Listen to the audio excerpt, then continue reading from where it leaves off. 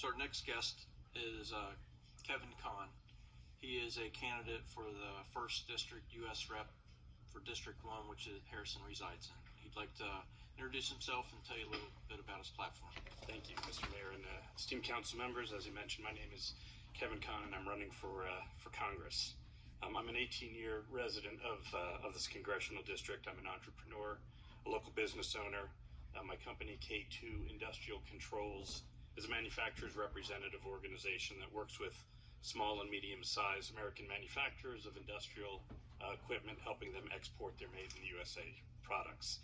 I've dedicated my career over the past 25 years, first working at U.S. manufacturing and then through my own company to support local Cincinnati manufacturing, Ohio manufacturing, and other USA manufacturing. I've served on boards of both public companies and nonprofit companies alike. I've been what people refer to as a road warrior during my career, but in the time that have been home, I've dedicated a lot of that time to youth sports. I've been an ice hockey coach in both the Cincinnati and Dayton systems. Mark, you've got some phenomenal hockey players here in Harrison, so I hope that next time I'm here, I see an ice hockey rink. Yeah, exactly. And I currently serve on the Sycamore High School Ice Hockey Association board as the vice chair, and I'm the high school's team manager. I'm running for Congress because I think that at our federal level, our elected officials are failing us. And I'm running as a libertarian in the Libertarian Party because I believe a policy of small government that's fiscally prudent, that doesn't obstruct any individual from living their life to the freest and fullest way possible, as long as they're not infringing on anybody else living their life to the freest and fullest, is the best form of government. And I do believe that our founding fathers, when they debated and framed and wrote the Constitution, had that in mind. And I'd like to let the voters of Harrison know that this year, for the first time in a number of years, at the primary elections on March 17th, you'll be able to pull a libertarian ballot if you feel like supporting those principles. As far as my platform, I've got 3 major issues that I'm focusing on. The first is congressional term limits. Americans decided in 1776 that they wanted to be free from a ruling class, and the decision was ratified when we adopted the Constitution as the law of our land.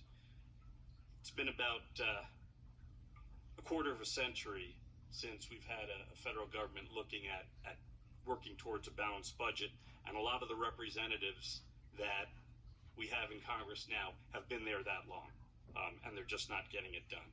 Both major parties are supporting big government, and it's just the difference between the two are the priorities of where they want to spend our money or put us further into debt or put our kids and our grandkids further into debt. Representatives stop focusing on the needs of their constituents and start focusing on the needs of pleasing their lobbyists who finance the next election. So the best way to end that is to stop the next elections, right? We have to limit that. So I have a plan that I'd like to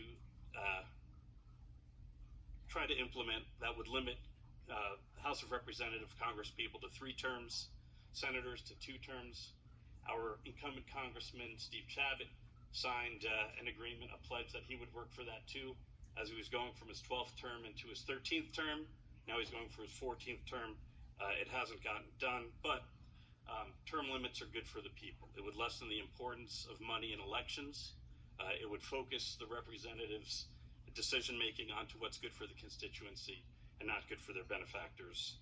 And if I am elected and I can't get term limits enacted, I still pledge that I would follow that system of 3 for the Congress and 2 for the Senate myself.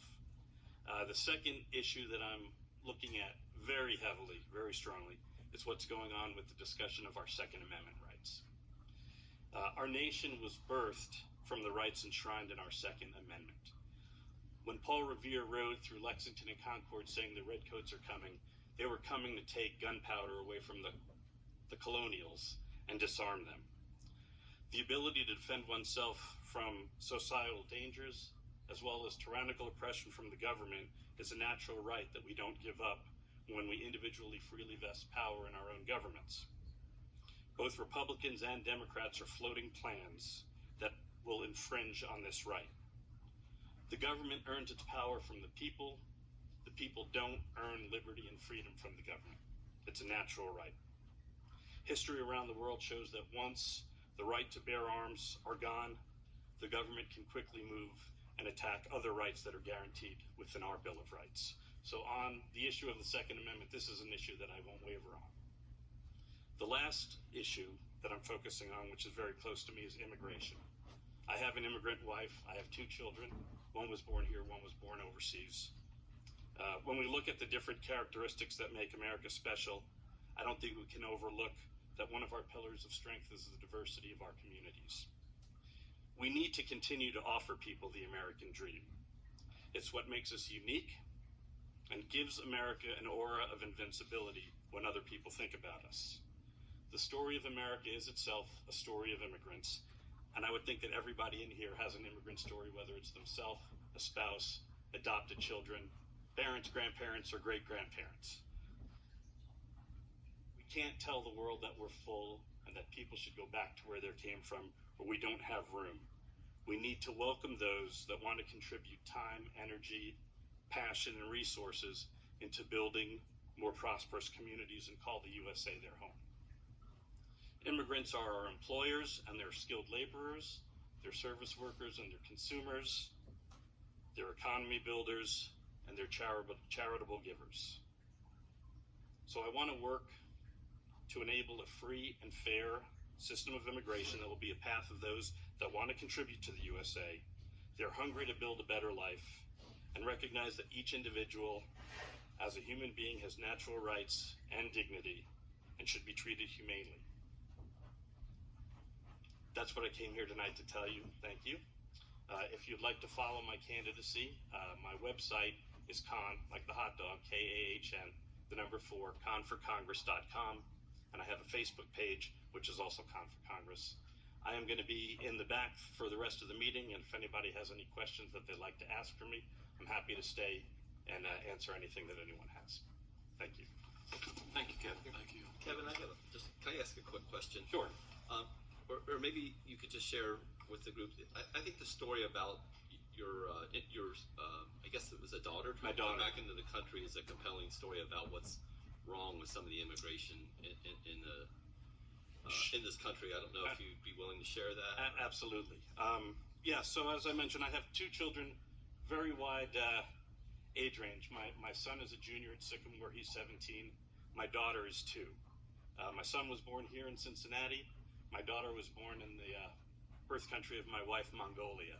And in the summers when the kids are out of school, we go back and spend some time over there. A lot of my business work is in Asia, so it's easy for me to work from there. And when we came back this summer, my daughter carries both passports from the U.S. and from Mongolia. And it's interesting because in Mongolia, like a lot of countries in Asia, their surnames are actually the first name of their father. So my daughter's Mongolian passport, her last name is Kevin David.